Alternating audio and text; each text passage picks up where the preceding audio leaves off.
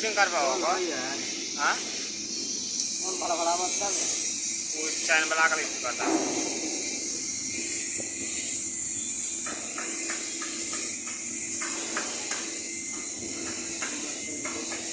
हाँ।